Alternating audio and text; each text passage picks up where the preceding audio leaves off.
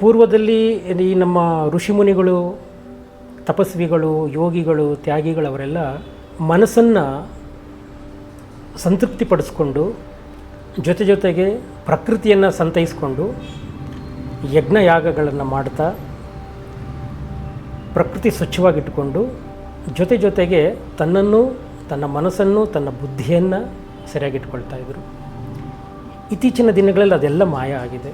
ಅದು ನಾವು ಹಿಂದಿನ ಪದ್ಧತಿಗೆ ನಾವು ಹೋಗಬೇಕಾಗುತ್ತೆ. ಯಾಕೆಂದರೆ ನಾವು ಹೋದ್ರೇ ಇವತ್ತು ನೋಡಿ ಎಷ್ಟು ಇವತ್ತು ದೆಹಲಿನಲ್ಲಿ ಬೇಕಾದಷ್ಟು ವಿಷಗಾಳಿ ಇದೆ ಅಲ್ವಾ. ಇದಕ್ಕೆಲ್ಲ ಕಾರಣ ಯಾರು? ನಾವೇ. ಅಂದರೆ ಏನು ಸಂಚಕಾರ ತಂದ್ಕೊಂಡ್ಬಿಟ್ಟಿದ್ದೀವಿ. ಇವತ್ತು ಎಷ್ಟು ಹಕ್ಕಿ ಪಕ್ಷಿಗಳು ಇಷ್ಟು 5GB 4GB 6GB ಎಲ್ಲ ಏನು ಈಗಿನ ವಿಜ್ಞಾನ ತಂತ್ರಜ್ಞಾನಗಳೆಲ್ಲ ಬೆಳೀತಾ ಇದೆ. ಸೊ ಇದರಲ್ಲಿ ಪಶು ಪಕ್ಷಿಗಳು ಸಹ ಬದುಕಲಿಕ್ಕೆ ಆಗೋದಿಲ್ಲ. ಇನ್ನೂ ಹೋಗ್ತಾ ನಮಗೆ ವಿಜ್ಞಾನ ತಂತ್ರಜ್ಞಾನ ಮುಂದುವರಿತಾ 8GB ಬರ್ಬೋದು, 10GB ಬರ್ಬೋದು. ಏಕೆಂದರೆ ಮನುಷ್ಯನ ಮೆದುಳು ಒಂದು ಹಂತಕ್ಕೆ ತಡ್ಕೊಳ್ಳುತ್ತೆ, ಆಮೇಲೆ ಅದು ತಡ್ಕೊಳ್ಳಿಕ್ಕೆ ಆಗೋದಿಲ್ಲ.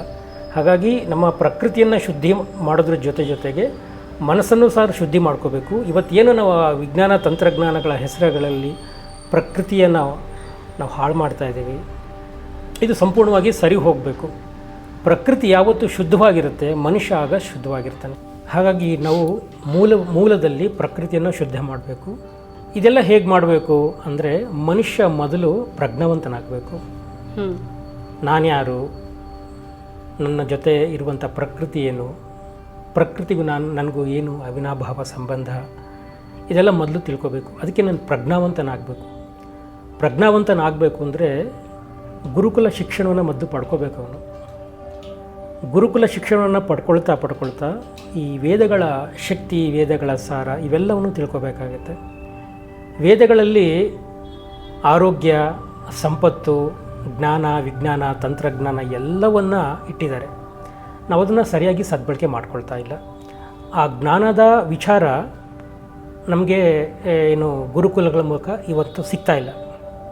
ಅದು ಸಿಗಬೇಕು ಅಂತ ಹೇಳಿದ್ರೆ ಒಳ್ಳೊಳ್ಳೆ ಗುರುಕುಲಗಳೆಲ್ಲ ಬರಬೇಕಾಗುತ್ತೆ. ಸೊ ಆ ಶಿಕ್ಷಣವೂ ಸಹ ಕಡಿಮೆ ಆಗಿದೆ. ಇವತ್ತು ನಮಗೆ ರೋಗ ಬಂದಾಗ ನಾವು ಏನು ರೋಗಕ್ಕೆ ಮೂಲ ನೋಡೋದಿಲ್ಲ. ಸದ್ಯಕ್ಕೆ ಏನು ಬೇಕು ಆ ಮಾತ್ರೆಗಳನ್ನು, ಔಷಧಗಳನ್ನು ತೊಗೊಂಡು ಸರಿ ಮಾಡ್ಕೊಳ್ಳೋಕ್ಕೆ ಪ್ರಯತ್ನ ಮಾಡ್ತೀವಿ. ಆದರೆ ಯಾವ ಹಂತದವರೆಗೂ ನೀವು ಮೆಡಿಸಿನ್ಗಳು ತೊಗೊಳ್ತೀರಾ, ಔಷಧಿಗಳನ್ನು ತೊಗೊಳ್ತೀರಾ ಅಲ್ವಾ? ಹಾಗಾಗಿ ನೀವೇನೋ ತೊಗೊಳ್ತಾ ಇರ್ತೀರ, ಆ ದೇಹಕ್ಕೆ ಇಂತಿಷ್ಟು ಏನು ನಾವು ಔಷಧ ಬೇಕಂತ ಇರುತ್ತೆ, ನಾವು ಅದನ್ನು ಮೀರಿ ತೊಗೊಳ್ತಾ ಇರ್ತೀವಿ ಅಲ್ವಾ? ಸೊ ಹಾಗಾಗಿ ದೇಹ ಅದನ್ನು ಒಪ್ಪೋದಿಲ್ಲ. ನಾವು ಒತ್ತಾಯಪೂರ್ವಕವಾಗಿ ಅದಕ್ಕೆ ನಾವು ಮೆಡಿಸಿನ್ನ ತುಂಬ್ತಾ ಇರ್ತೀವಿ. ದೇಹ ಮತ್ತು ಮನಸ್ಸು ಕಲುಷಿತಗೊಳ್ಳಬಾರ್ದು ಅಂದರೆ ಮುಖ್ಯವಾಗಿ ನಮ್ಮ ಮನಸ್ಸನ್ನು ನಾವು ಸರಿ ಮಾಡ್ಕೋಬೇಕು. ಇದು ವೇದಗಳ ಕಾಲದಿಂದನೂ ಸಹ ಬಂದಿದೆ, ನಾವು ಅದನ್ನು ಸರಿಯಾಗಿ ತಿಳ್ಕೊಳ್ತಾ ಇಲ್ಲ ಅಷ್ಟೇ. ಸರಿ, ಹಾಗಾಗಿ ನಮ್ಮ ದೇಹದಲ್ಲಿ ರೋಗಗಳು ಬರುವಂಥದ್ದು 90% ಮನಸ್ಸಿನಿಂದನೇ ಬರುತ್ತೆ ಅಮ್ಮ. ಹಾಗಾಗಿ ನಾವು ನಮ್ಮ ಮನಸ್ಸನ್ನು ಸರಿ ಇಟ್ಕೋಬೇಕು ಅಂತ ಅಂದರೆ ಅಧ್ಯಾತ್ಮದಲ್ಲಿ ಕೆಲವು ಸರಳ ಸೂತ್ರಗಳನ್ನು ತುಂಬ ಚೆನ್ನಾಗಿ ಅಳವಡಿಸಿದ್ದಾರೆ. ಮನುಷ್ಯ ಹೇಗೆ ಬದುಕಬೇಕು, ಪ್ರಕೃತಿ ಅಂದರೆ ಏನು, ಪ್ರಕೃತಿ ಜೊತೆಗೆ ನಾವು ಸಹಬಾಳ್ವೆಯನ್ನು ಹೇಗೆ ಮಾಡಬೇಕು, ಈ ಪ್ರಕೃತಿಯ ಶಬ್ದ ಏನು, ಈ ಅಗ್ನಿ ಏನು, ಈ ಗಾಳಿ ಏನು, ಇದನ್ನು ಸಮೀಕರಿಸಿಕೊಂಡು ನಾವು ಯಾವ ರೀತಿ ಬದುಕಬೇಕು. ಕೇವಲ ಆರೋಗ್ಯ ಅಷ್ಟಲ್ಲ, ಹಣಕಾಸಿನಲ್ಲಿ, ಜ್ಞಾನದಲ್ಲಿ, ವಿದ್ಯೆಯಲ್ಲಿ, ಆರೋಗ್ಯದಲ್ಲಿ ನಾವು ಯಾವ ರೀತಿ ಬದುಕ್ಬೋದು ಅಂತ ಪೂರ್ವ ಋಷಿಮುನಿಗಳು ನಮಗೆಲ್ಲ ತುಂಬ ಒಂದು ಸ್ಕ್ರಿಪ್ಟೆಡ್ ಇದನ್ನು ರೆಡಿ ಮಾಡಿಕೊಟ್ಟಿದ್ದಾರೆ.